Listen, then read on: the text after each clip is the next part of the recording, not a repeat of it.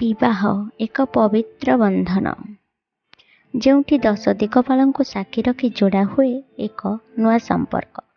ଆରମ୍ଭ ହୁଏ ଏକ ନୂଆ କାହାଣୀ, ଜୀବନରେ ଯୋଡ଼ି ହୋଇଯାଏ ଆଉ ଏକ ନୂଆ ଅଧ୍ୟାୟ। ବଦଳିଯାଏ ବଞ୍ଚିବାର ତରିକା, ଆଖିରେ ଲୁହ ଥାଇ ବି ହସିବାକୁ ପଡ଼େ।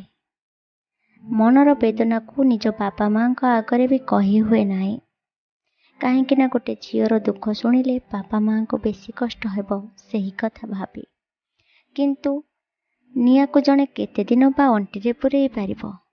ଧୂଆଁ ବାହାରିଲେ ତ ସମସ୍ତେ ଜାଣିବେ। ସେଇଆ ହିଁ ହୁଏ ପରିଶେଷରେ।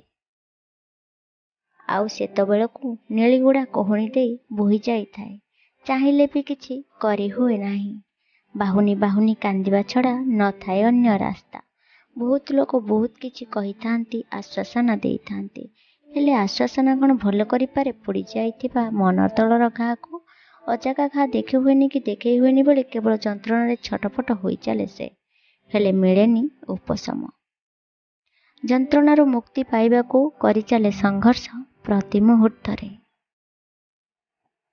ହେଲେ ତାର ପ୍ରତି ପଦକ୍ଷେପରେ ଥାଏ କେବଳ ତିରସ୍କାର, ପ୍ରତ୍ୟାଖ୍ୟାନ।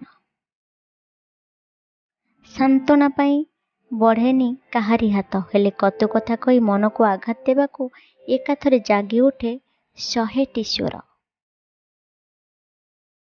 ସେତେବେଳେ ବହୁତ ଅସହାୟ ମନେକରେ ନାରୀଟିଏ ନିଜକୁ। ନିଜଠୁ ବି ନିଜର ଭାବୁଥିବା ଲୋକ ଯଦି ଧୋକା ଦିଅନ୍ତି, କ'ଣ ବା କରିପାରିବ ସିଏ? Wait to episode 11. Please like, share, subscribe my channel. Thank you for watching.